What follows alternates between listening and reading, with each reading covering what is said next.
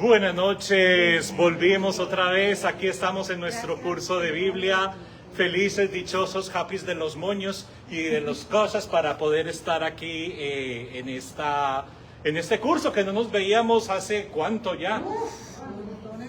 Lo que pasa es que no puedo estar en la procesión y tocando campanas al mismo tiempo, pero bueno, aquí estamos, un gusto, so happy que estemos aquí todos reunidos. Vamos a aprender muchas cosas en esta nueva aventura. El título general de lo que vamos a hacer en este año académico, si Dios quiere, todo el año académico de verano a verano, si Dios lo permite, el tema va a ser, eso está en la Biblia. Eso es lo que vamos a ver.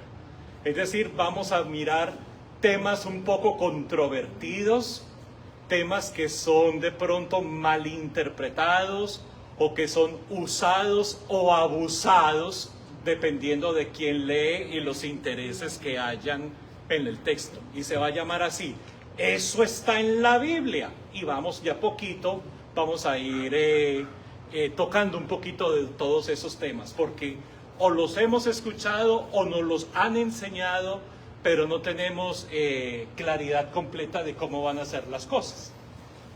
Pero para empezar, vamos a hacer una oración juntitos. Vamos a orarle a la Virgen María, que es el trono de la sabiduría, porque en ella sentaba el niño Jesús, que es la sabiduría de Dios hecha carne en medio de nosotros, y por eso a ella le decimos trono de sabiduría, porque la sabiduría ella lo sentaba en su regazo.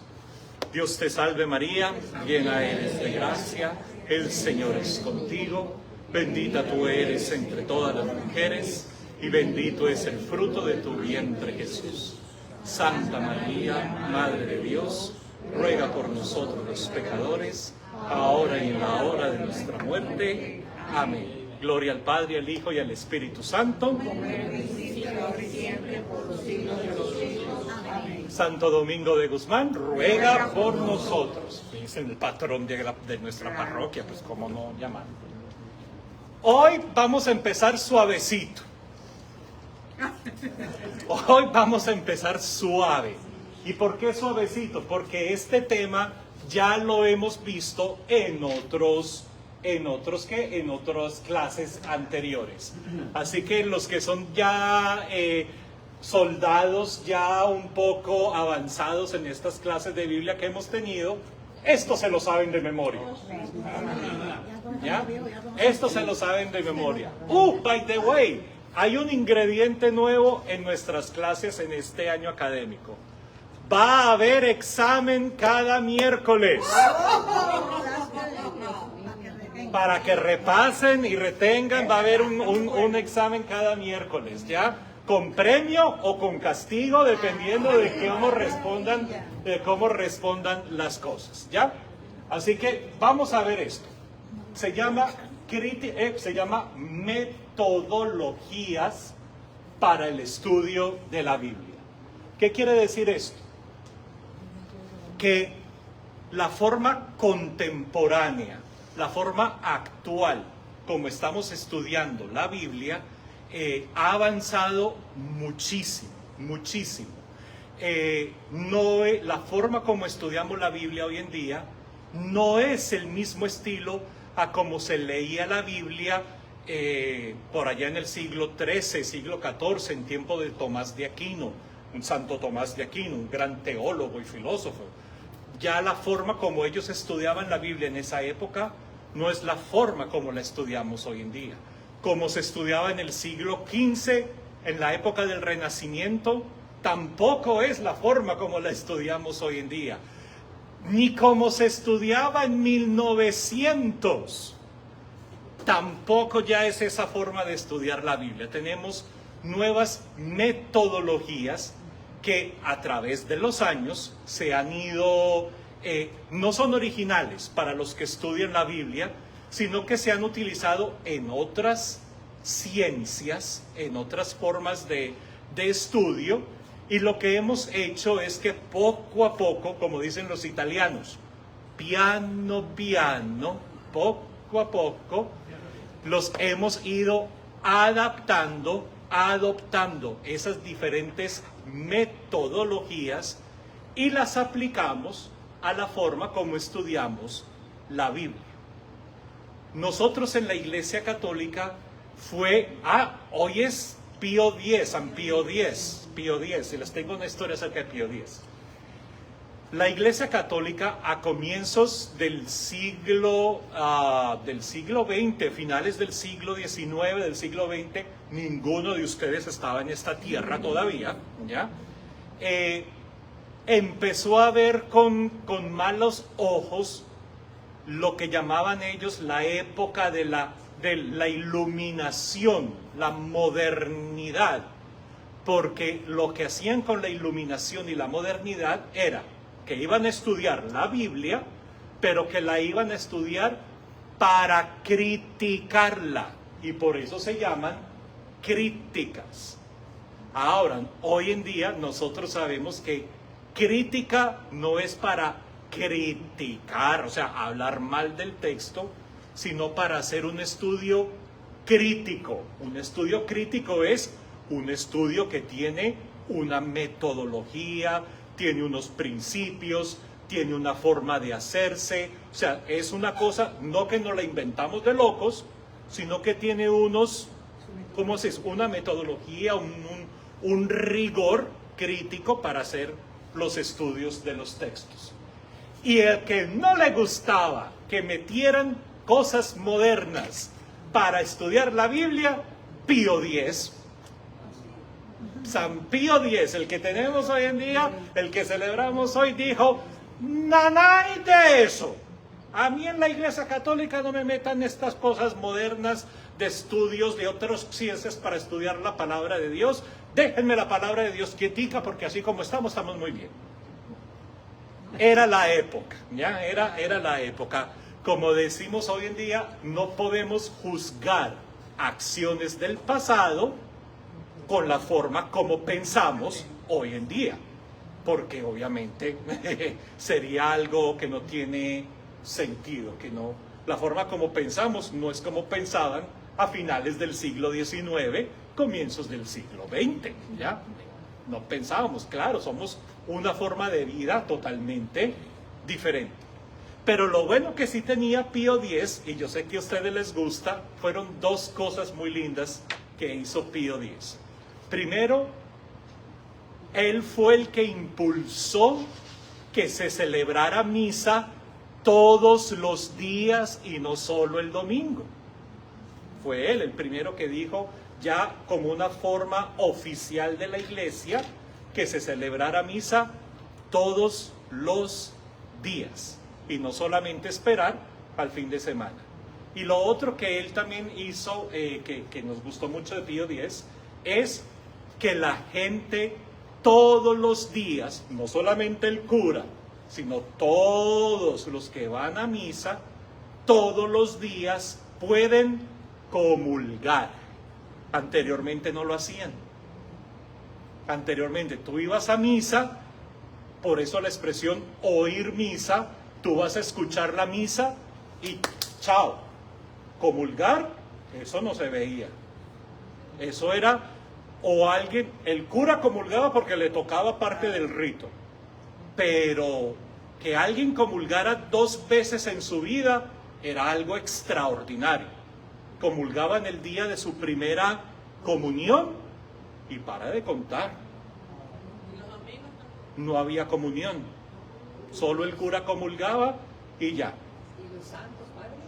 Y algunos santos que por eso los veían como personas santos y mujeres santas que comulgaban los domingos.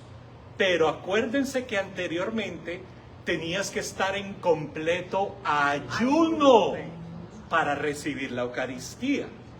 Entonces, ¿qué era lo que hacían? El domingo en la mañana, tempranito, como a las 5:30 o 6 de la mañana, hacían una celebración eucarística, no la misa, sino una celebración eucarística, donde venía el padrecito o venía el diácono y decía, leía el Evangelio, las oraciones, decía, este es el Cordero de Dios, nos desconectamos acá, ya volvimos, que decía, este es el Cordero de Dios que quita el pecado del mundo, repartía la comunión a los que estaban allí, metía la comunión de nuevo en el sagrario y váyanse para su casa, y ya. Y ya venían al mediodía a la famosa misa que se celebraba. ¿Se acuerdan que en los pueblos a qué horas era la misa principal? Era como a las 11, a las 12 del día, era la misa mayor que llamaban, la famosa misa mayor. Era cuando venían, pero no había comunión. Pío X fue el que dijo, comunión para todos y todos los días. Todos los días. ¿A partir de qué fecha fue eso? Finales del siglo XIX. Imagínate. Así que esto de las metodologías críticas para estudiar la Biblia, es en la historia de la Iglesia algo muy reciente, muy contemporáneo, muy reciente, muy contemporáneo. El Vaticano oficialmente lanzó un documento que se llama La interpretación de la Biblia en la Iglesia, donde se presentan todas estas metodologías. Adivinen en qué año. Ninguno de ustedes había nacido. 1993. Yo no había nacido. Todavía no había, ninguno de ustedes había nacido. Imagínate, en 1993 es cuando promulgan el documento. O sea que para la historia de la Iglesia, que llevamos cuántos siglos de historia, apenas en la última parte del siglo XX es cuando presentan el documento oficial diciendo, pueden sin ningún problema utilizar estas metodologías que nos adoptamos de otras ciencias y de otros estilos. Pero de nuevo, los que ya son de la vieja guardia, de que han estado en otras clases aquí, eso ya se lo sabían de memoria. Vamos a empezar con la primera. Crítica de las formas. Ya saben, crítica no significa que vamos a criticar, sino que van a utilizar un método crítico que tiene sus formas, su estilo, tiene su rigor científico y todo esto. ¿Por qué nos han permitido estudiar estas metodologías o utilizar estas metodologías?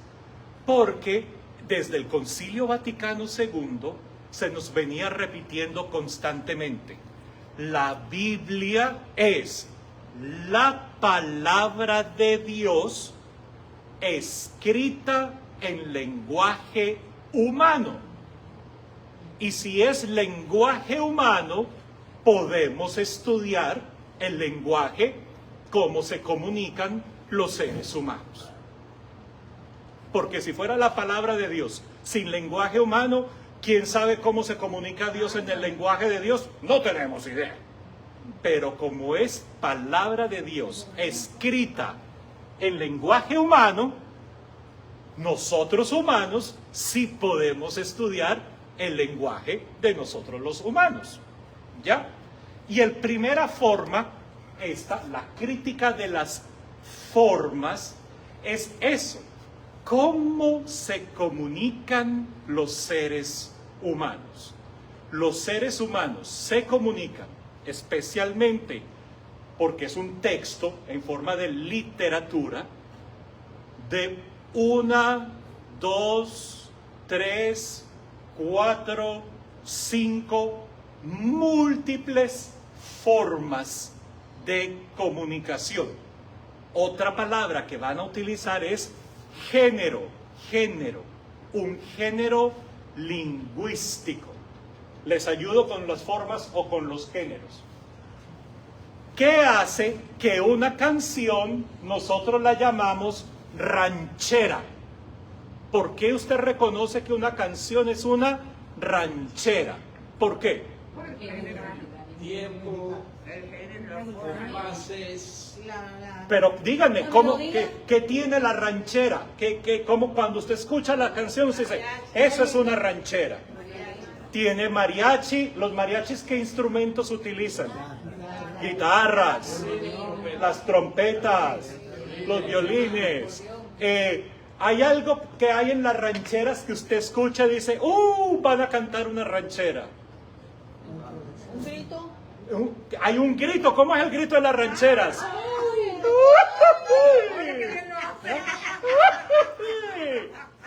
Ve que si ustedes sí reconocen un género, una forma de hacer música que se llama ranchera. Bueno, ¿cómo reconocen que una canción es un bolero? Cuando usted escucha la canción, eso es un bolero. Romántico. ¿Tiene trompetas? No necesariamente. Hacen gritos de... ¿Cómo es un bolero? ¿Cómo reconocen un bolero? Es suave. Es suave. ¿Se puede bailar? Se baila. Suave. Pegadito. Pegadito en una losa, en un cuadrito chiquitito. Ah, mira. ¿Cómo saben que una canción es reggaetón? Le duele la cabeza a uno. ¿Cómo reconocen el reggaetón? Es una música sin rumbo. Música sin Y rumbo. las barbaridades que dice. Las barbaridades que dice. No tiene letra, no tiene... Pero ustedes la escuchan y ustedes dicen, ay, eso es un... Porque reconocen la forma, conocen el género con que escribieron esa música.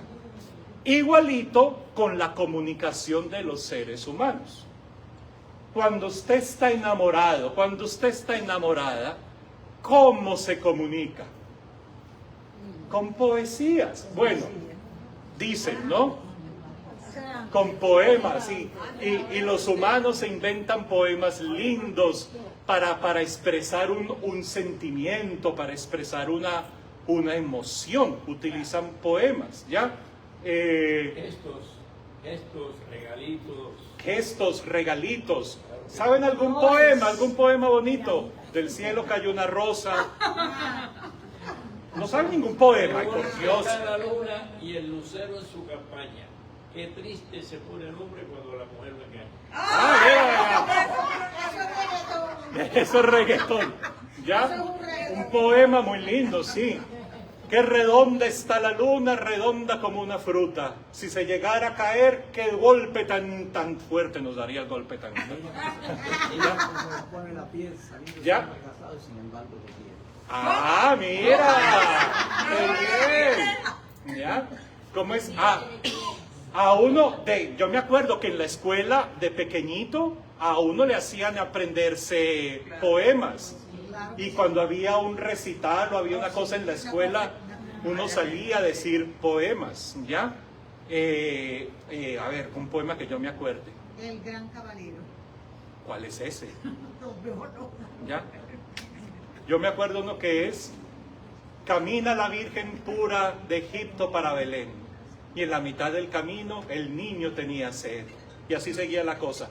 Hay un alto muy alto, hay un viejo naranjal, un ciego lo está cuidando, quedaría el ciego por ver. Y uno seguía contando el poema. O sea que hay una forma escrita llamada poesma. Para cuando hay que hacer una ley, ¿se escribe en forma de poema? No. O sea que el poema no sirve para las leyes. ¿Qué estilo se necesita para las leyes? Un jurídico, el estilo jurídico, que tiene un vocabulario y un estilo para las leyes. Que tú sabes que la ley dice esto, hay sanciones cuando esa ley no se cumple, y se dice, ¿cómo es que dicen al final? Publíquese y cúmplase. Que si no se publica, no funciona la ley. Pero cuando usted va a contar una historia, utiliza género jurídico. ¿Cuál es el estilo cuando va a contar un chisme? Cuando el gossip está bueno, ¿cómo empieza usted el chisme? No se lo vayas a decir a nadie. Mira, si ves como cuando uno sabe cuándo va a empezar un chisme, ya no se lo digas a nadie. O el otro, ¿cómo es? ¿Te enteraste? No estoy yo para contarlo, ni tú para saberlo, Pero Mira qué bueno, no sabía ese método. te enteraste, escuchaste, te diste cuenta. ¿Sí ve? Esos son géneros de cómo nos comunicamos los seres humanos. Entonces, formas de... Cuando a los niños, ¿cómo hacíamos para que los niños empezaran a calmarse y a dormirse?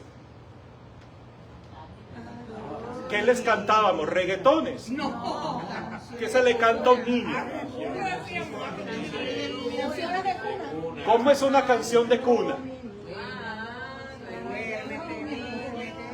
Y la idea era que para irlos meciendo, para que se fueran quedando dormiditos, ¿ya? Exacto, exacto.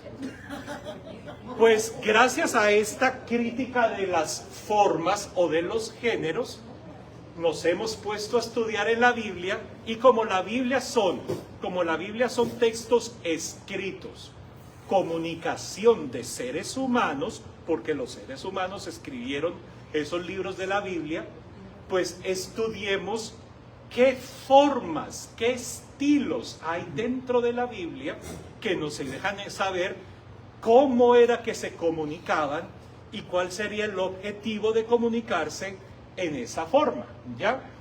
Vamos a estudiar, por ejemplo, géneros literarios. ¿Es una poesía?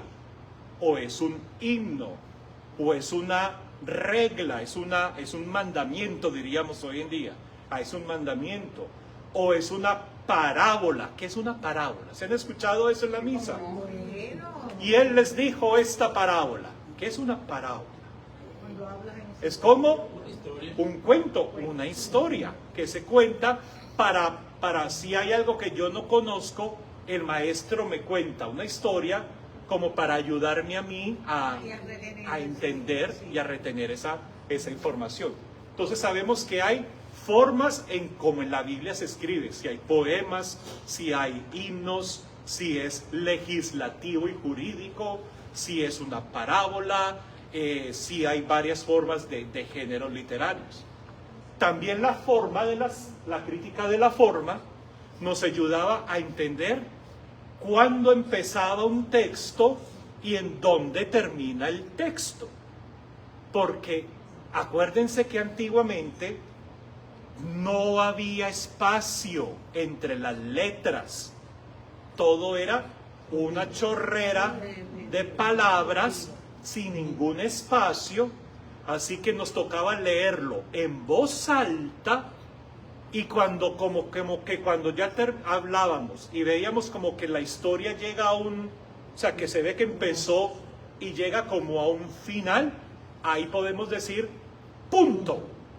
Esto es una unidad literaria, ¿ya? Porque vimos cómo empieza, vemos cómo se desarrolla y sabemos cómo termina. Y si leemos a seguida, es como que, aquí empieza una sección nueva, ¿ya?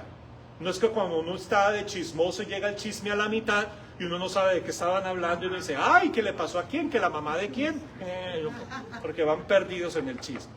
O también nos dábamos cuenta si era en qué contexto habrán escrito lo que escribieron. ¿Sería en un matrimonio? ¿Sería en un funeral? Bueno, matrimonio y funeral, la misma cosa, perdón.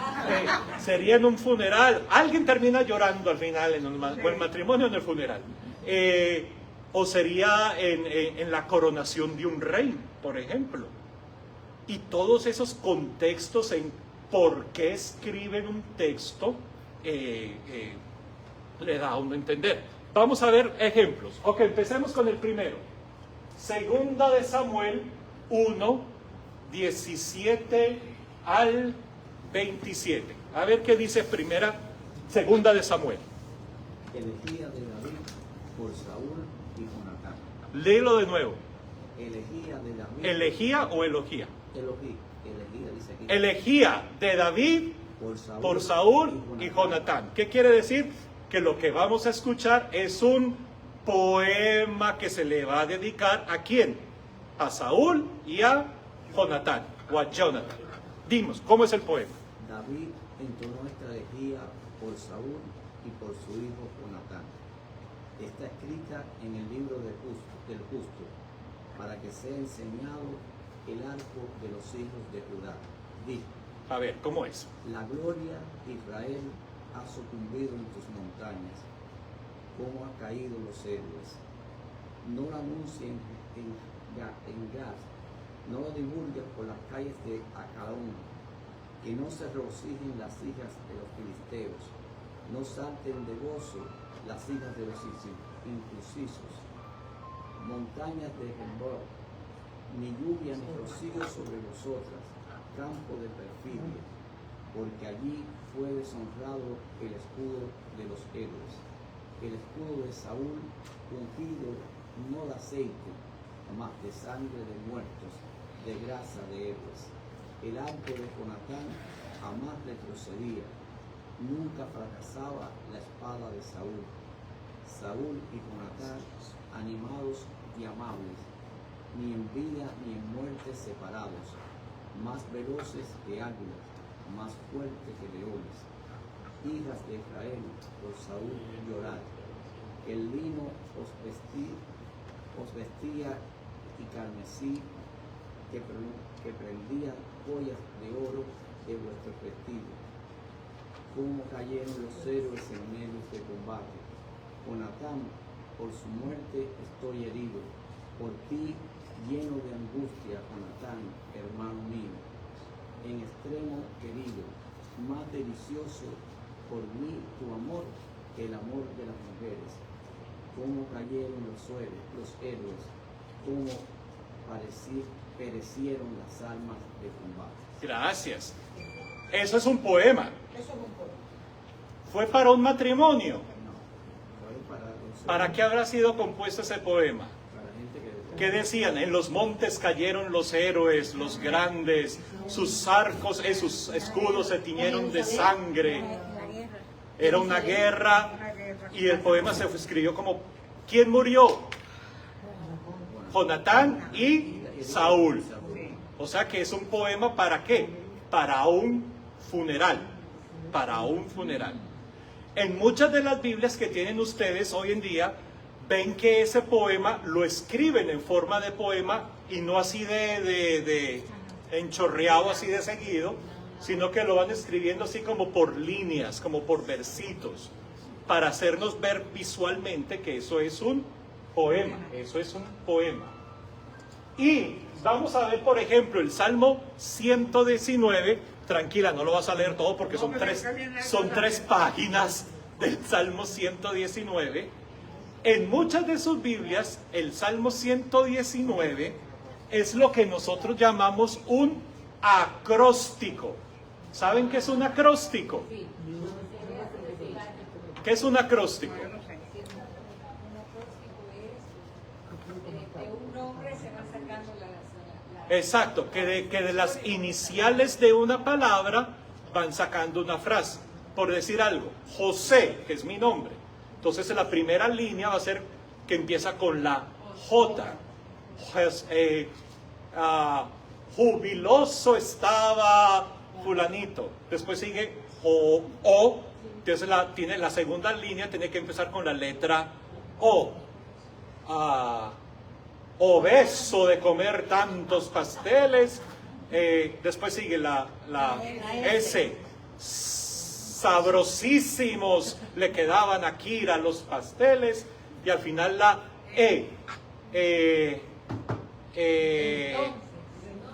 Entonces me dio un ataque al corazón. Ya saben lo que es Hacíamos un juego así, se ponía el nombre. el acróstico. Con la inicial de cada cosa van sacando una frase. El Salmo 119 son las 22 letras del alfabeto hebreo. Y lo que hicieron es que cada 8 versos para una letra. Y después 8 versos para la segunda letra. Es decir, 8 versos comenzaron con la letra A. 8 versos que comienzan todos con la letra B. Después 8 versos que todos comienzan con la letra C. Y después otros 8 versos que comienzan con la letra D y así sucesivamente. En algunas de sus Biblias los van a ver separaditos con el nombre de la letra en hebreo. Aleph, Bet, Gimel, Dalet.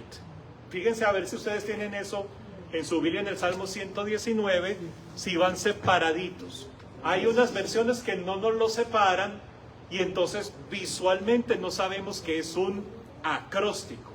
8 versos con la primera letra. Todas las líneas de esos 8 versos empiezan con la primera letra del alfabeto. Y así se van hasta el final. ¿Ya? Hasta el final. Muy interesante el Salmo 119. Y vamos a ver, Juan 1:18. ¿Quién tiene Juan 1:18? Y allá también. Juan 1:18 es algo que nosotros llamamos un quiasmo. Quiasmo. Óigale el nombre que me inventé.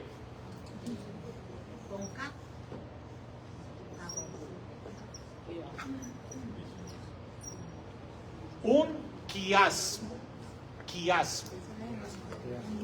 Como qué asco. ¿Qué significa el bueno, ¿Ya? Un quiasmo. Y el quiasmo es que el poema que nos van a dar, todo empieza bonito y se va concentrando en un punto que es lo que nos quiere decir el autor. Y después vuelve y se abre en paralelo a la primera parte. Nosotros lo decimos así. Como si fuera un reloj de horario. Exacto, como A, B, C, llegamos al punto que queríamos y nos comenzamos a regresar. De manera que lo que se dijo en A coma, vuelven y lo repiten con otra forma de decirlo. Lo que dijeron en B, vuelven y lo repiten en B coma, pero con otras formas. Lo que dijeron en C, vuelven y lo repiten en C coma, pero todo es para que lleguemos a ¿qué? Al punto, a lo que el autor quiere que tú agarres, ¿ya? Que tú agarres. Eso es lo que vamos a ver. Y vamos a ver Juan, capítulo 1, del 1 al 18, lo que llamamos el prólogo del Evangelio de Juan, lo utiliza de esa forma precioso, precioso. Así que tú vas a hacer la primera parte y tú vas a leer la segunda parte. Aguánteme, aguánteme el burro.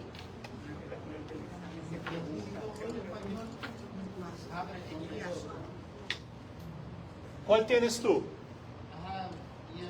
No, pero ¿qué cita te di a ti?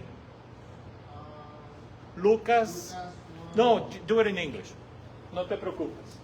No worry, be happy. Vamos a hacerlo así. Les voy a dividir. Tú, todas las en azul y las de allá, todo lo que voy a escribir en negro. ¿Ya? Para que lo escuchen y verán qué bonito se va a escuchar todo. Tú, azul, solamente en azul. ¿Ya? 1, 2, 3, 4, 5. Del 6 al 8, del 9 al 11. Allá atrás, todo lo que está en negro. 18, 17, 16, 15, 14. Y aquí en el medio vamos a llegar a lo que él nos quiere contar, que son los versículos 12 al 13. Entonces mire qué lindo el quiasmo. Va, versículo del 1 al 2, 3, 4, 5, 6, 7, 8, 9, 10, 11. Llegamos a lo que él nos quería contar y se devuelve para arriba. 14, 15, 16, 17, y 18. ¿Sí se dan cuenta? Empieza para abajo, llegamos a donde el autor quería que llegáramos y después vuelve y se devuelve hacia arriba. De manera que el 1 y el 2 dicen lo mismo que dice el 18. Y lo que dice el 3 dice lo mismo que el 17. Y lo que dice del 4 al 5 es lo mismo que él dice en el 16. ¿Sí se dan cuenta? Y lo que él dijo del 6, 7 y 8 es lo mismo que se dice en el 15. 9, 10 y 11 es lo mismo que se dijo en el 14. Oye, esta gente le echaban cráneo. ¿Ya? Le echaban cráneo. Así que vamos a escucharlo en el quiasmo. Tú me lees 1, 2 y allá atrás me lees 18. ¿Ya? Empecemos. 1, 2. Al principio ya existía la palabra. Ajá. La palabra se dirigía a Dios y la palabra era Dios. Ella al principio se dirigía a Dios. Ahí terminó el 2. Y el 18. 1, 18.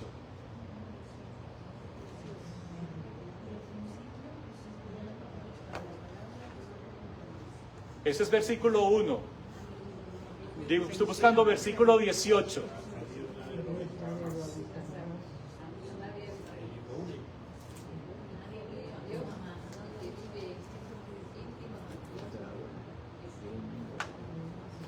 Se hicieron realidad en Jesús. En el Hijo. A Dios nadie lo ha visto jamás.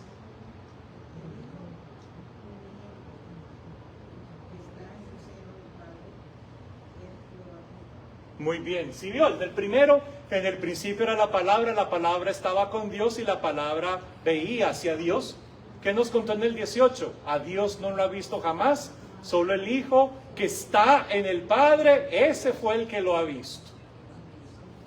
¿Qué dice el versículo 3? Prepara el 17, versículo 17. Mediante ella se hizo todo. Sin ella no se hizo nada de lo hecho. Muy bien, y versículo 17. Porque la ley fue dada por medio de Moisés. La gracia y la verdad han llegado por Jesucristo. Claro, mediante la palabra se hizo todo y sin nada de la palabra no se hizo de lo que está hecho.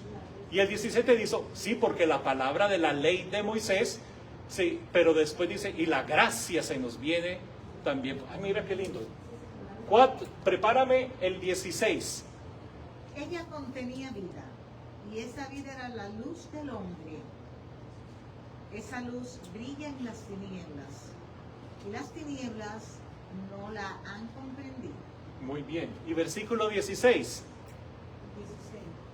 Pues de su plenitud hemos recibido todos gracias por gracias. Muy bien. Y este. ¿Y dónde vamos? 6. Del 6 al 8. Apareció un hombre enviado por Dios que se llamaba Juan. Ajá. Este venía como testigo para dar testimonio de la luz y que por él todos llegasen a la fe. No era él la luz, era solo testigo de la luz. Muy bien. ¿Y el 15?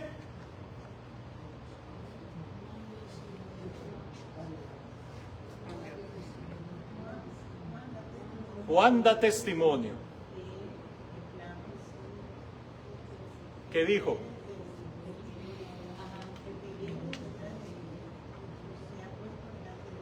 Muy bien, muy bien. Porque existía antes que yo. Del 9 al 11. La luz verdadera, la que alumbra a todo hombre, estaba llegando al mundo. En el mundo estuvo y aunque el mundo se hizo mediante ella, el mundo no lo conoció. Vino a su casa, pero los suyos no lo recibieron. Y el versículo 14. Vino al mundo, se hizo carne. Muy bien. Y ahora sí llegamos a lo que quería el autor que supiéramos. ¿Quién me lee versículos 12 al 13? Alguien que tenga voz de San Juan. Pero a todos los que lo recibieron les dio capacidad para ser hijos de Dios. Al creer en su nombre han nacido no de sangre alguna, ni por ley de la carne, ni por la voluntad del hombre, sino que han nacido de Dios. Muy bien. ¿Qué es lo que nos quiere? ¿Qué es lo que quiero, Juan? Yo, Juan, que escribí esto. ¿Qué es lo que quiero que ustedes aprendan?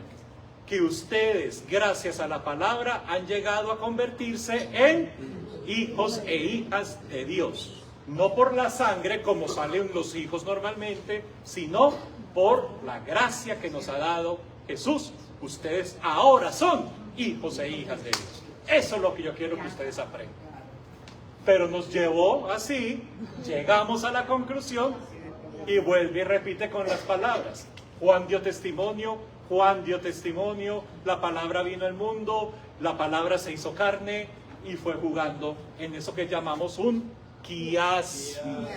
Quiasmo. Y en esta Biblia, ese versículo 12 tiene un asterisco. Sí, Y está colocado como un highlight sí, como un highlight. para que dijeran, Sí. ojo, que llegamos a lo que queríamos que llegaran y que supieran lo que era. Mira, muy bien, vamos bien. ¿Cómo vamos de tiempo? Tenemos todavía. ¿Les queda claro qué es la crítica de las formas? Es la forma escrita. Tristemente no tenemos nadie del tiempo de la Biblia que nos venga a decir cómo era de forma oral. Solamente nos quedó los textos escritos para que nosotros viéramos cómo se comunicaban en aquella época.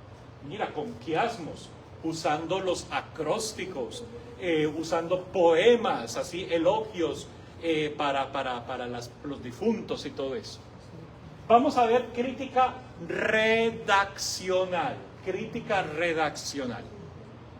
Crítica redaccional es esto. Cuando tú estás haciendo un trabajo por escrito, ustedes no se han dado cuenta que usted primero escribe su texto y después se lo entregas a alguien, llamémoslo editor, para que esa persona revise el texto y le haga las correcciones necesarias o correcciones de gramática, es decir, cuando usted escribió burro con B chica y vaca con B grande, ¿ya? No, así. Para que haga las correcciones gramaticales, o para que si el texto no está muy claro, ¿qué hace el editor? Pues te manda el texto diciendo corrija esto o cámbiele la forma porque no se entiende lo que quieres decir. En la Biblia, la crítica redaccional es que vamos a ver cómo cada texto, cada libro de la Biblia, especialmente en el Nuevo Testamento, pero también en el Antiguo Testamento, saben la misma historia. La historia es la misma, pero lo van a contar diferente. Van a hacer una redacción, una editorial diferente del mismo acontecimiento. Pero ¿por qué van a cambiar los detalles? Porque mi comunidad es diferente, el tiempo en que estamos viviendo es otro tiempo diferente, la forma como yo entiendo quién es Jesús es diferente.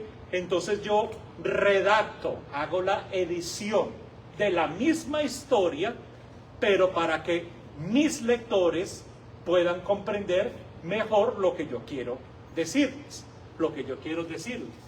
Vamos a ver, por ejemplo, Mateo 6 y Lucas 11 es el famosísimo Padre Nuestro. ¿Ya? Es la oración del Padre Nuestro. Ustedes se saben la oración del Padre Nuestro, espero que sí. O si no, acuérdese que el catecismo para adultos comienza ahorita en septiembre y pueden venir a recibir sus clases para el catecismo. En la oración del Padre Nuestro, tan bonita que es, y solo aparece en 2 partes de la Biblia. Nada más. En Mateo 6 y en Lucas 11. Nadie más habla del Padre Nuestro. Y para añadirle, la forma como Mateo presenta el Padre Nuestro no es el mismo Padre Nuestro que presenta Lucas. La misma oración, la sabemos, pero la van a redactar de forma diferente. Empecemos con Mateo 6, 5 al 14. Cuando ustedes recen, no imiten a los que dan espectáculo. Les gusta orar de pie en las sinagogas y en las esquinas de las plazas, para que la gente los vea. Yo se lo digo, ellos han recibido ya su premio. Pero tú, cuando reces, entra en tu pieza, cierra la puerta y ora a tu Padre, que está allí, a solas contigo. Y tu Padre, que ve en lo secreto, te premiará. Cuando pidan a Dios, no imiten a los paganos con sus letanías interminables. Ellos creen que un bombardeo de palabras hará que se los oiga. No hagan como ellos, pues antes de que ustedes pidan, su Padre ya sabe lo que necesitan. Ustedes pues recen así: Padre nuestro que estás en el cielo, santificado sea tu nombre. Venga tu reino, hágase tu voluntad, así en la tierra como en el cielo.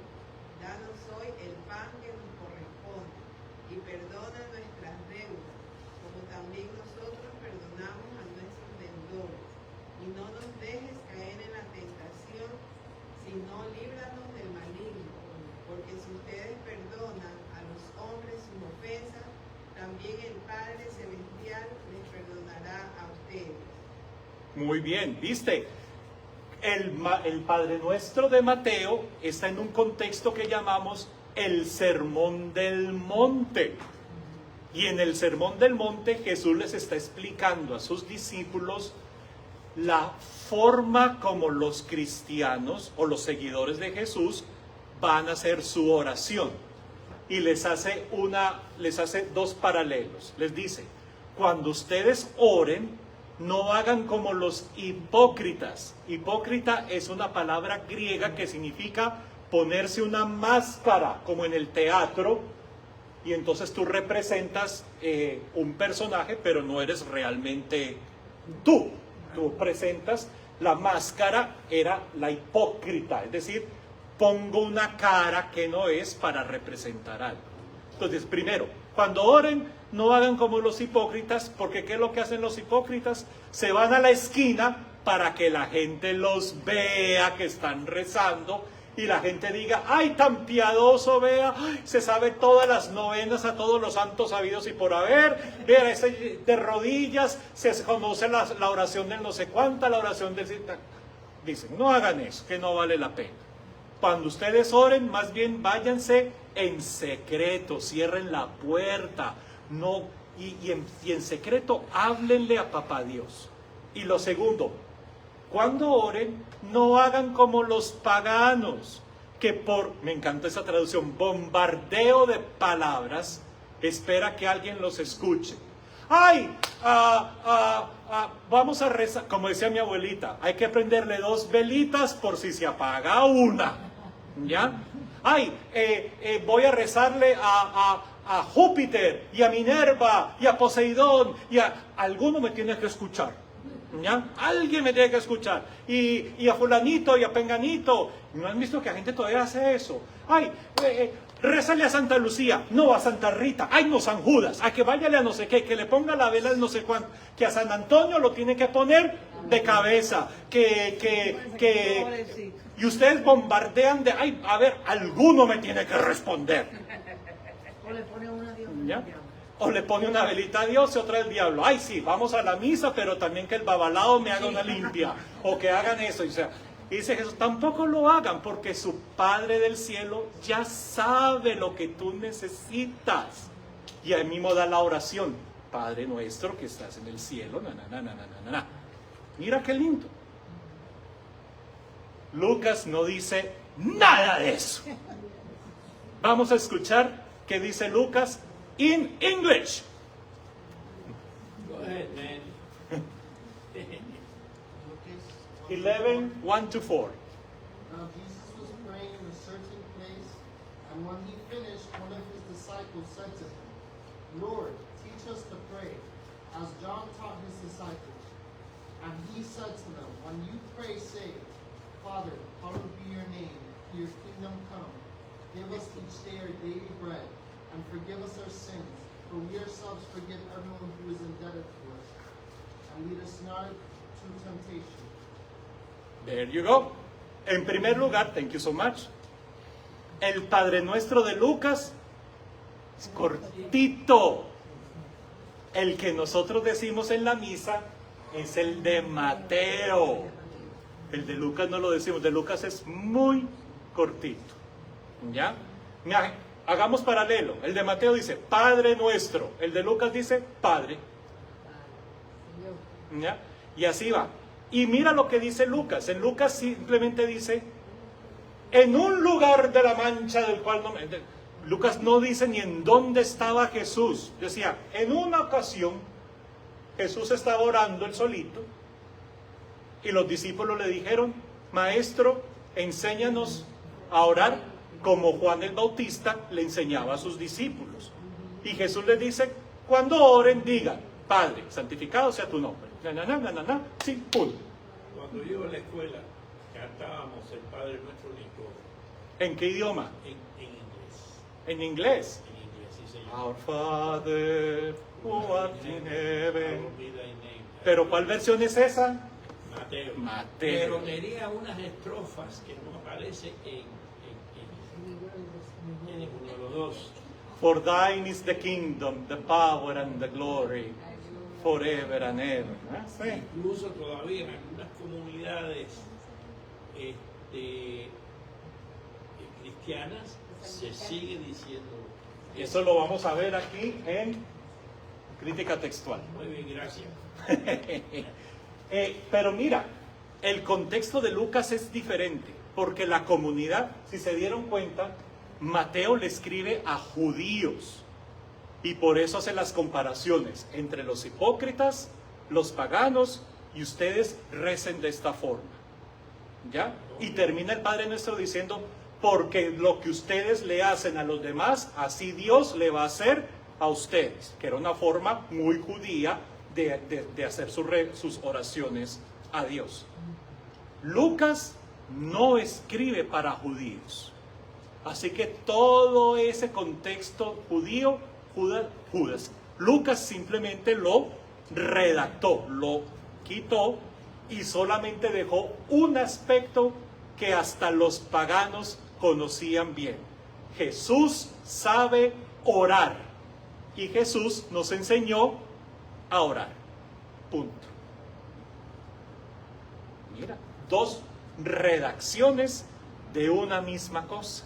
De una misma cosa. Chisme. Viene de ahí. Chisme. ¿Cómo les parece? Formas literarias. Imagínense, según los estudiosos de la Biblia, cuando ponen a comparar a Mateo y a Lucas, dicen los estudiosos que la oración que está más cerca, posiblemente más cerca a la forma como Jesús la dijo en arameo, es la de Lucas. Mateo ya escribió fue la forma como la comunidad la rezaba. Y por eso es la que nosotros seguimos rezando en la misa. Porque la oración de Mateo ya era la versión de la comunidad. Ya la comunidad se la sabía.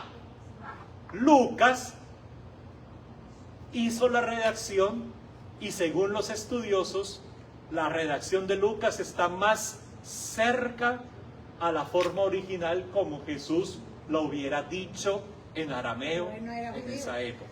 Jesús no era judío. Jesús era judío, pero como Mateo la escribió, simplemente Mateo copió la forma como ya toda la comunidad la estaba diciendo. Y después no la cambiaron. No, y así, imagínate que en la Biblia tenemos las dos versiones y la comunidad, ¿cuál es la que continúa diciendo? La de Mateo, porque era, ya pertenecía a la comunidad. No quiero alterar estas cosas, pero más me gusta la de Lucas, porque es bien amplia y es bien hermosa, como la en arameo, Sí. traducida al español es hermosa. Es muy linda, es muy linda. Y no, las dos versiones son bonitas. O sea, las dos tienen su buena cosa. Vamos a ver otro ejemplo. ¿Quién tiene Marcos 1, 9 al 11 y Lucas 3? Este es el bautismo de Jesús. Cuéntenme la historia del bautismo de Jesús, sin ver el texto. ¿Cómo se bautizó Jesús? Llevó la madrina con el niño. ¿Cómo fue el bautismo de Jesús? Juan Bautista. Juan, Jesús bautizó a Juan, ¿no? ¿Cómo era? Juan le echó agua a Jesús. ¿En dónde? En el río Jordán. ¿Y qué más pasó? Se abrió el cielo. Salió el Espíritu Santo en forma de paloma. Vino un pájaro, vino el Espíritu Santo en forma de paloma. Y se le Y la voz de Dios que dijo que ¿están seguros? No, ese es el bautismo de Juan. Vamos a ver cuánto es verdad de lo que dijeron.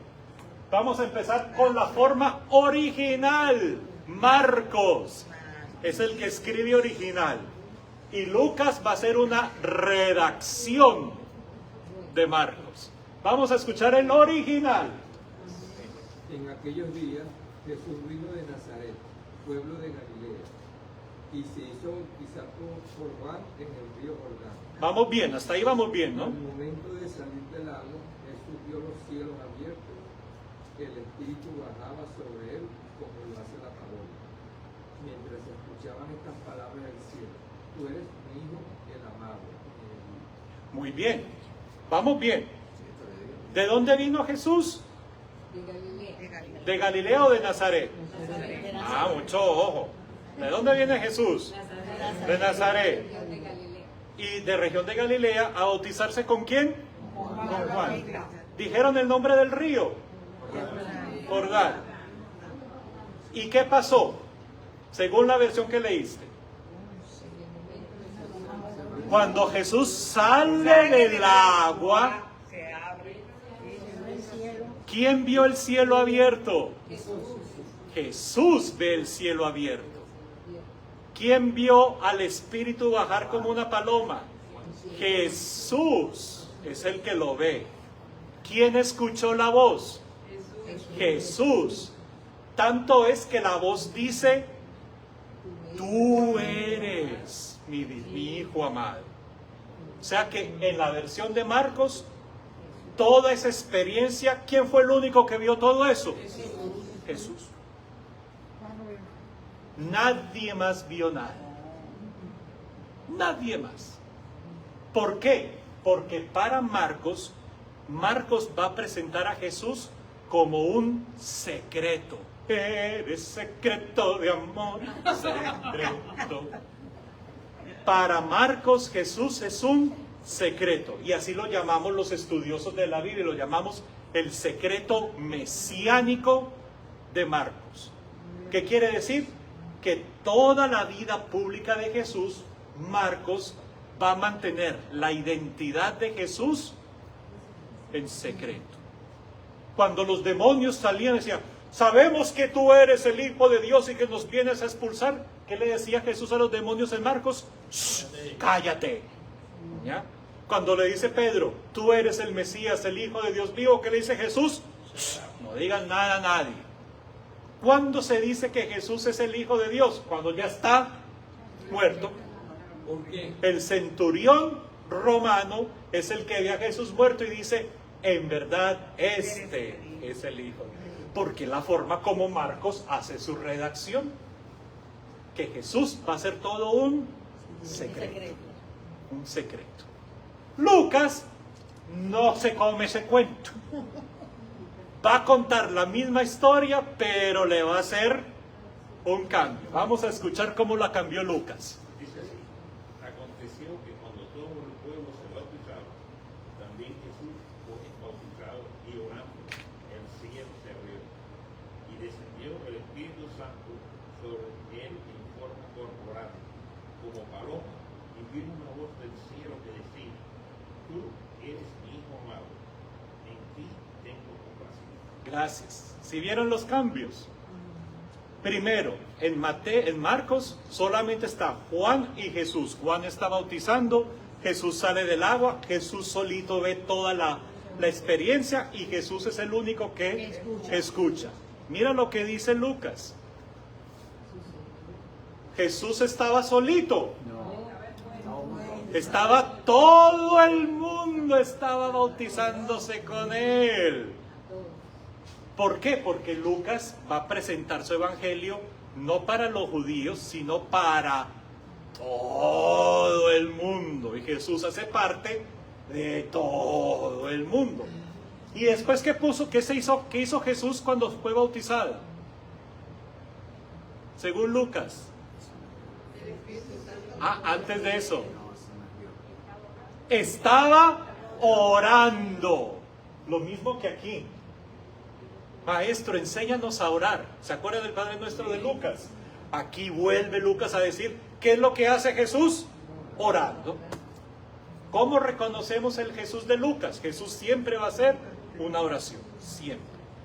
Y hasta cuando estaba orando, ¿quién vio el cielo abierto? Solamente Jesús. Solamente hay un statement que dice, el cielo se abrió. El Espíritu descendió como en forma de paloma y se oyó una voz. Es decir, ¿quién escuchó todo eso? Todo. Porque ¿quiénes se estaba bautizando con Jesús? Todo. Inclusive la voz ya no dice, tú eres mi hijo. La voz dice,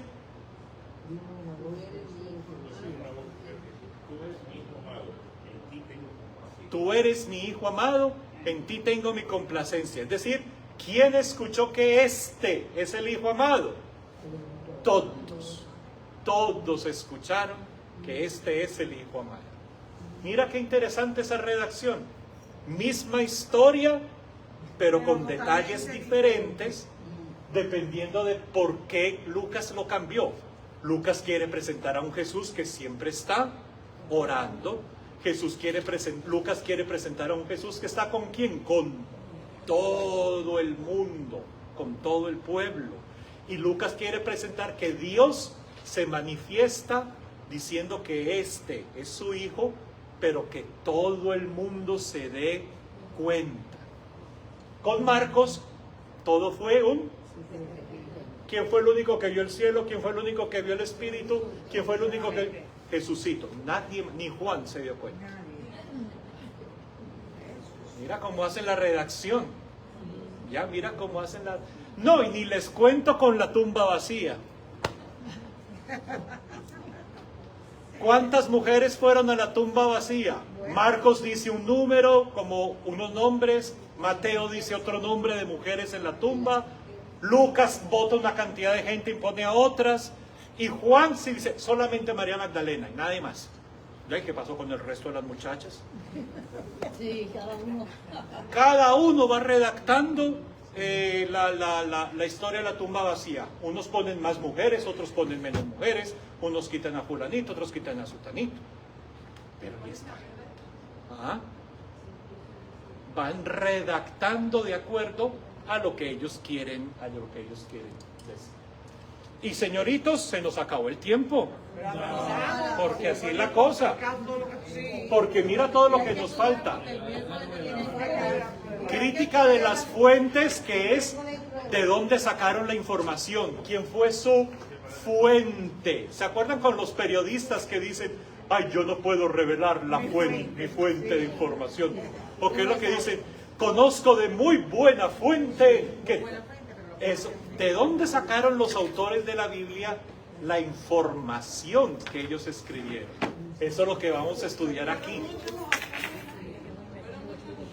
Imagínate, son 72 libros, mínimo 72 autores.